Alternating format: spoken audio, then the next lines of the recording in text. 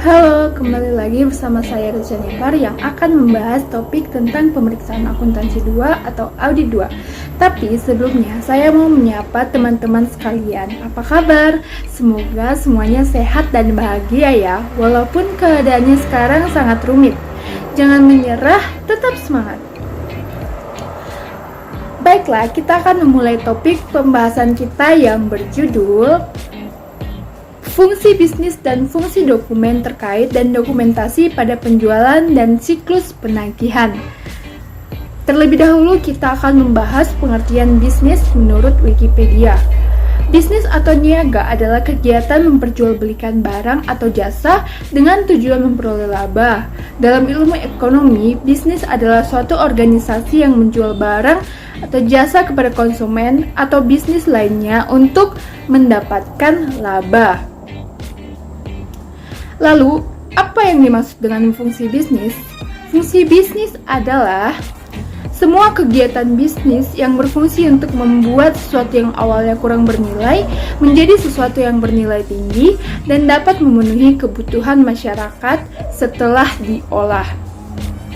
Beberapa fungsi bisnis menciptakan suatu produk dengan cara 1. Mengubah bentuk atau from utility adalah usaha yang aktivitasnya berubah proses mengubah suatu benda menjadi benda lain yang memiliki bentuk berbeda dan lebih bermanfaat bagi kehidupan manusia. Yang kedua, kegunaan tempat atau place utility. Bisnis yang memindahkan sesuatu dari suatu tempat ke tempat lain yang lebih bermanfaat, bergerak di bidang transportasi. Dan yang ketiga adalah kegunaan waktu atau time utility. Bisnis yang menjalankan usaha penyimpanan dengan tujuan agar barang dari suatu waktu apabila kurang bermanfaat dapat disimpan terlebih dahulu, kemudian di saat lain akan dikeluarkan bila barang itu sudah bermanfaat.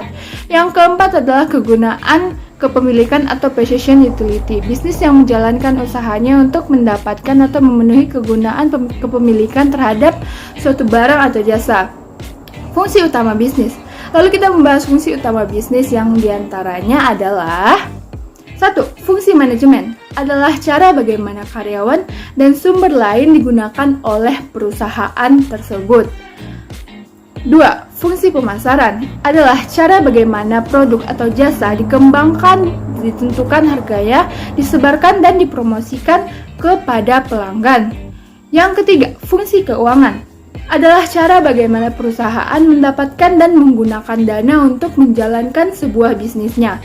Dan yang keempat adalah fungsi akuntansi adalah ringkasan dan analisis kondisi keuangan perusahaan dan dipakai untuk membuat berbagai macam keputusan sistem informasi termasuk masyarakat teknologi, informasi prosedur untuk memberi informasi yang cocok untuk karyawan perusahaan sehingga bisa membuat keputusan bisnis tersebut. Dan yang terakhir adalah fungsi sistem informasi.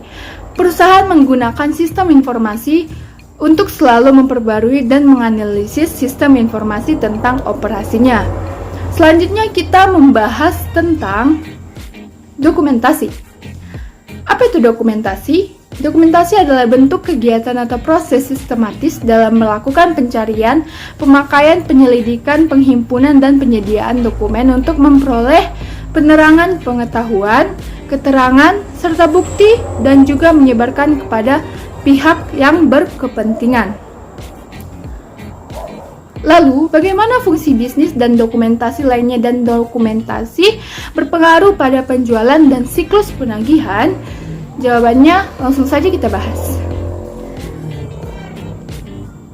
Penjualan dan siklus penagihan terjadi ketika dimulai dengan sebuah permintaan pelanggan dan berakhir dengan konversi bahan baku dan jasa akan piutang, dagang, dan selanjutnya dimasukkan ke dalam kas.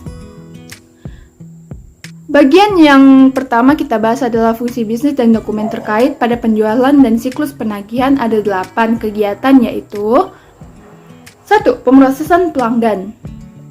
Pemrosesan pelanggan adalah permintaan pelanggan terhadap barang mewakili seluruh siklus. Umumnya, sebuah penawaran untuk membeli barang dilakukan dengan aturan tertentu karena pesanan pelanggan seringkali langsung menimbulkan pesanan penjualan. Dokumen yang diperlukan dalam pemrosesan pelanggan adalah dokumen pesanan pelanggan dan pesanan penjual. 2. Pemberian kredit.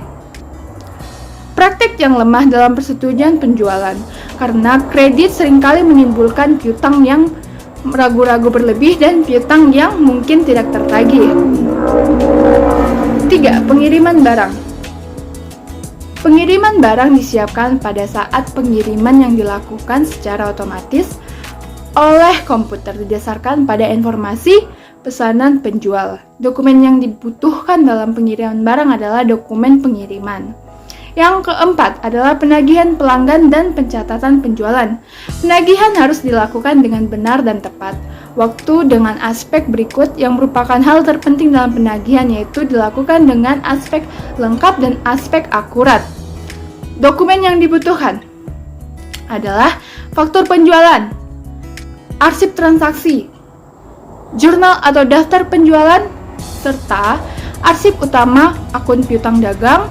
Kemudian ada neraca saldo akun piutang, dan yang terakhir adalah laporan penagihan bulanan. Kelima, memproses dan mencatat penerimaan kas. Kegiatan pemrosesan dan pencatatan penerimaan kas termasuk penerimaan, penyetoran, dan pencatatan kas. Dokumen yang dibutuhkan dalam proses ini adalah 1. Slip pembayaran. 2. Daftar awal penerimaan kas. Yang ketiga, arsip transaksi penerimaan kas dan jurnal atau daftar penerimaan. Yang keenam, pemrosesan dan pencatatan return penjualan. Perusahaan menyusun laporan penerimaan untuk barang-barang yang dikembalikan dan mengembalikannya ke gudang penyimpanan. Dokumennya memo kredit. Kedua, jurnal return penjualan dan pengurangan harga. Yang ketujuh, menghapus piutang tak tertagih. Jika suatu jumlah tidak dapat ditagih, maka perusahaan harus menghapuskannya, dan penghapusan itu dapat ditandai dalam formulir otorisasi piutang tak tertagih. Dokumen yang dibutuhkan dalam proses ini adalah formulir otorisasi piutang tak tertagih. Dan yang terakhir, beban piutang tak tertagih adalah prinsip akuntansi yang mengharuskan perusahaan untuk mencatat beban piutang tak tertagih sejumlah nilai tagihan yang diperkirakan tidak akan dapat ditagih lagi. Dokumen yang dibutuhkan adalah jurnal umum. Lalu, kita membahas dokumentasi pada penjualan dan siklus penagihan. Dokumentasi yang memadai harus ada prosedur pencatatan yang memadai sebelum sebagian besar tujuan audit yang berkaitan dengan transaksi dapat dipenuhi. Contohnya, dokumen yang telah diberi nomor terlebih dahulu pada saat permintaan pelanggan diterima, dan dokumen ini mencegah kegagalan menagih atau mencatat penjualan dan terjadinya penagihan dan pencatatan duplikat. Maksudnya di sini adalah dokumen telah diberi nomor terlebih dahulu. Penomoran terlebih dahulu berguna untuk mencegah kegagalan untuk menagih atau mencatat penjualan serta terjadinya duplikasi penagihan dan pencatatan, namun penomoran tidak bermanfaat apabila tidak ada pertanggungjawaban di dalamnya. Demikianlah topik pembahasan kita kali ini. Semoga bermanfaat bagi kalian semua. And thank you for watching. Bye-bye.